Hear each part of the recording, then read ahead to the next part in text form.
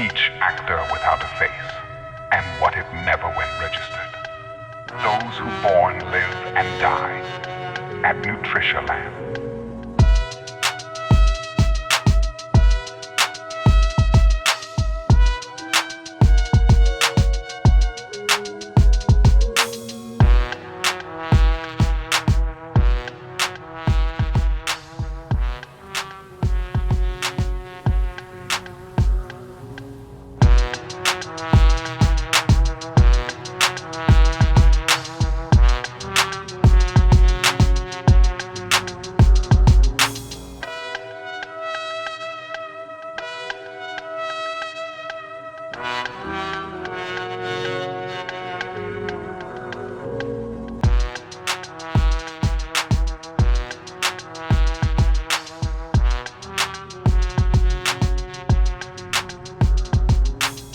Each actor without a face, and what if never went registered. Those who born, live, and die. Allora, Juan, quali sono i tuoi artisti preferiti, quelli che ti hanno influenzato maggiormente? Io credo che non ho un artista che mi piace in assoluto, credo che dipende del tempo e dall'anno, dalla temporata, diventa un altro, sai? E quindi il primo che ricordo di pittura che mi è piaciuto abbastanza è stato Edvard Munch, perché lui vedeva un tipo di composizione molto forte che esprimeva un sacco di cose nella sua composizione, quello mi piace molto, molto, molto. E tipo vedere questa tristezza, questa solitudine, e per me quello mi fa...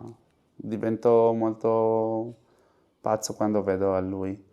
Credo che è molto sincero in quello che fa e anche credo che fa un tipo di cose più personale e anche io lo faccio, no? Perché quando dipingo sto facendo la mia storia, la mia propria storia, che è molto personale, molto privata, era molto privata, ma adesso voglio che sia pubblica, che tutti conoscono quello. Da piccolo era troppo malato, quando aveva tipo 4 anni mi hanno fatto il mio primo intervento chirurgico perché aveva un sacco di problemi nel mio naso e non poteva respirare, quindi mi hanno fatto questo intervento chirurgico ma è andato tutto male. Quindi mi hanno fatto un altro quando avevo 7 anni, di nuovo tutto è andato male, mi hanno fatto un terzo intervento chirurgico quando avevo tipo 12 anni che mi ha fatto un po' bene, ma avevo un po' di un trauma, ovviamente perché era molto piccolo, tutto il tempo andavo all'ospedale e anche per i miei genitori era una cosa molto forte, quindi è per quello che voglio esprimere questo. Quando io ero ammalato, i miei genitori e tutta la mia famiglia mi prestavano un sacco di attenzione, quindi mi trovavo bene, ma ovviamente fisicamente no, ma mentalmente mi sentiva molto protetto, è quello. Ho iniziato a disegnare quando avevo 16 anni, credo, e ho trovato il disegno che mi piaceva, ma mi mancava qualcosa. E dopo ho provato a iniziare a dipingere, è quello che mi è piaciuto di più. Ma dopo anche mi piace sperimentare con un sacco di cose, faccio un po' digitale, faccio il performance, anche la scultura qua a Carrara, quindi credo che mi piace sperimentare. Io sento che quando sto dipingendo mi trovo molto tranquillo, per me è una terapia veramente, come mi rilasso, lascio i miei pensieri cattivi e tutto diventa, mi trovo in pace con il mondo e anche ho un rapporto con il materiale. Mi piace vedere come il pennello traccia, faccio la pennellata, mi piace vedere i colori. Anche quando faccio altre cose mi piace la textura delle forme, di tutto. L'horror è entrato molto casualmente perché voleva fare una immagine molto forte e trovava nell'horror un po' quello, come che le persone al vedere quello che ho fatto, quello che ho dipinto, facevano un po' di shock, magari, ma di solito non è che mi piace l'horror, sai? Ovviamente vedo alcuni film di horror, ma non è una cosa che, sì, come, non è che mi piace, magari.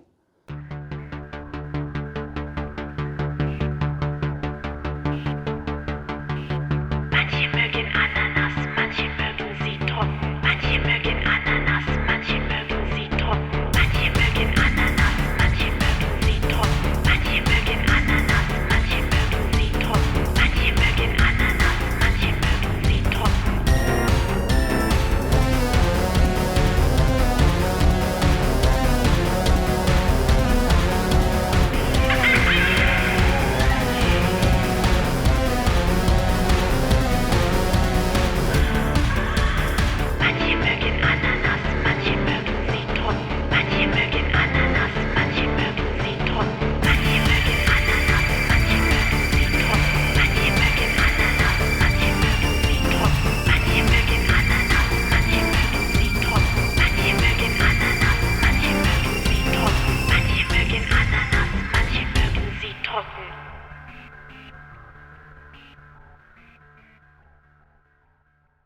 All'interno della tua produzione, specialmente nelle tue rielaborazioni grafiche, il tuo corpo è centrale. Quindi vorrei chiederti qual è il tuo rapporto col tuo corpo e qual è il ruolo del tuo corpo in quello che fai. Il mio rapporto con il mio corpo è una cosa un po' strana. All'inizio, quando ero piccolo, non mi piaceva, veramente. Era una cosa brutta che ho imparato a accettare, sì, perché ovviamente con le malattie e tutto quello è diventato un po' un luogo, il mio stesso corpo, di qualcosa cattiva. Quindi per me il corpo era una cosa pesante, veramente. E dopo nell'adolescenza ho fatto un po' di terapia, ma non mi piaceva vedermi allo specchio, la mia faccia, non mi piaceva veramente. Ma adesso credo che mi trovo in un punto della mia vita che posso dire che mi sento conforme con il mio corpo. Io volevo pensare in come sarebbe il mio naso veramente, perché quello che ho adesso è una cosa estetica, è una cosa ricostruita, che non è il mio vero naso. Quindi per me era un'ossessione sapere quello, come immaginavo come sarebbe veramente il mio naso, non so. Il naso di tuo padre com'è? È grande, anche della mia madre, quindi il mio è diventato più piccolo. Io pensavo che i medici mi hanno fatto quello e adesso posso farlo anche io in una immagine, un tipo di essere un po' il medico che fa un intervento, come un tipo di intervento chirurgico, ma sopra l'immagine, qualcosa, di giocare con le parti del corpo. Credo che non l'avevo pensato, ma credo che tutti abbiamo un po' di narcisismo, ma quando ho fatto questa terapia di avere più confidenza con me stesso, ho preso la mia faccia come la principale maniera di espressare il mio arte, quindi ho fatto un sacco di autoritratto, ma adesso credo che è diventato un po' narcisista quello, perché sempre prendeva la mia faccia per fare qualcosa.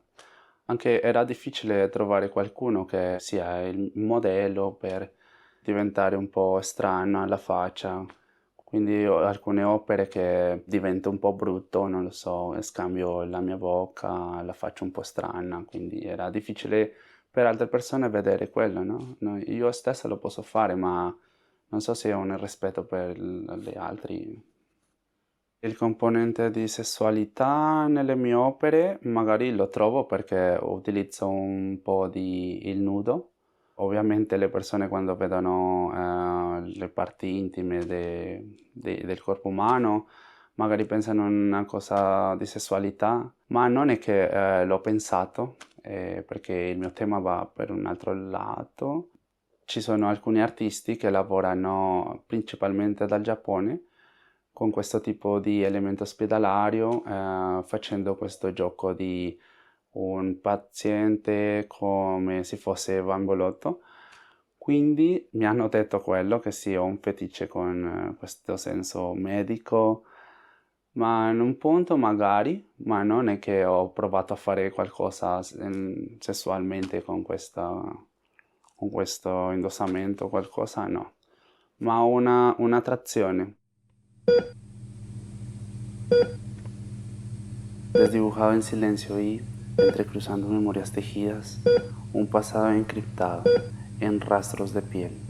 Con anhelos falsos se sigue construyendo una suerte de vida infinita que se consume como ceniza de madera. Aparece una vida cohibida, prohibida, inhibida, luchando con cada síntoma, la pesadez de la vida. Y esta suerte de sujeto no intimida a la muerte misma ni a la vida finita. Y al final caerá dicha identidad construida, día tras día, sepultada con fatal desdicha. A volte tanta gente si consola, cercando chissà quale verità. Un'anima che vola sola sola, lontana forse non ritornerà. Capire dal tuo sguardo che il vento porterà, sentire nella voce tua un senso di realtà.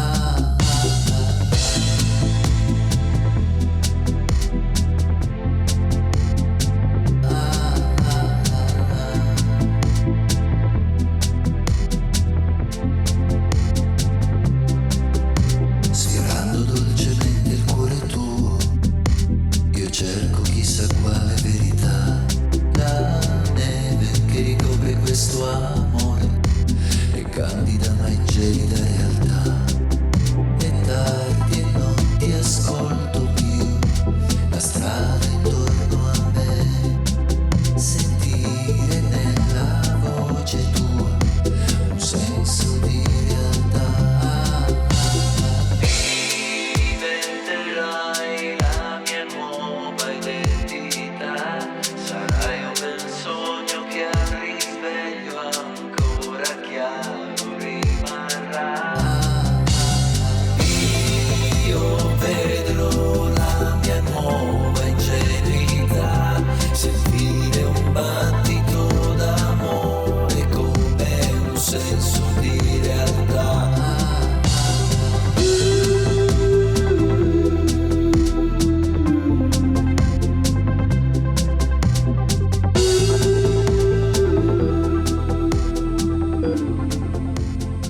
Un senso di realtà.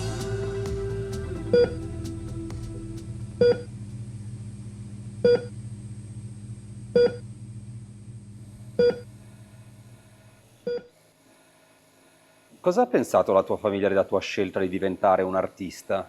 I miei genitori sempre mi hanno, come si dice, supportato veramente in tutto quello che ho scelto, perché prima ho studiato un po' di cinema, ma alla fine non mi è piaciuto.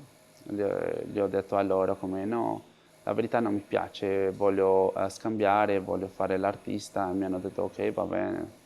Il mio padre è economista e la mia mamma ha diverse cose tipo in negozi.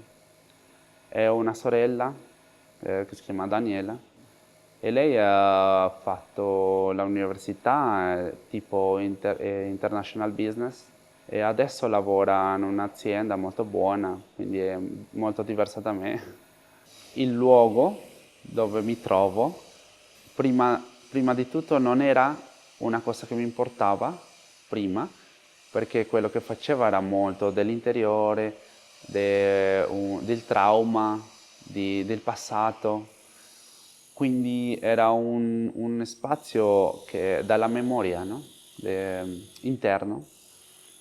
Ma adesso voglio aprire questa cosa, come sono qua, mi trovo qua in Italia, credo che voglio approfittare un po' la cultura italiana e metterla in nelle mie opere, in quello che faccio. Dall'Italia mi ha sorpreso ovviamente l'architettura, che è molto diversa in Latino America, ma proprio di Carrara mi sorprende la tranquillità, perché la mia città è molto rapida, molto fast. Mi sono sorpreso di parlare con le persone per le strade, che ti salutano, che tutti si conoscono. Quello è diverso da dove sono io, di Bogotà. Non mi piace essere il colombiano di Carrara perché sono molte cose di più, non solo sono la mia nazionalità, ma ovviamente le persone mi riconoscono così perché non ci sono quasi latinoamericani neanche colombiani qua a Carrara. La mia prossima tappa è la Romania perché mi piace la lingua. Ho voluto andare da un po' di tempo alla Romania, mi sembra un paese molto particolare, molto affascinante, quindi ho preso un po' Erasmus, questo programma, ma all'inizio io pensavo che soltanto era per gli studenti proprio europei, ma ho trovato che lo posso fare perché sto studiando qua. A me gli artisti che si fermano con quello che facciano, veramente non mi piace quello, io voglio diventare un'altra cosa. Ovviamente la medicina e tutto questo tema è molto importante, rimarrà tutta la mia vita credo, ma di una maniera diversa, non solamente quello che l'ho fatto così molto, molto carnale, molto organico, voglio cambiare un po', essere più simbolico, più non così ovvio dall'aperto, dallo stomaco, sai?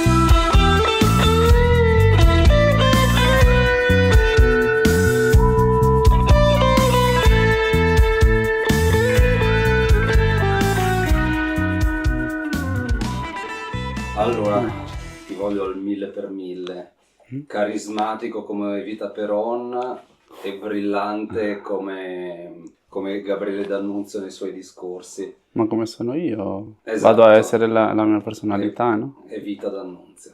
Ok.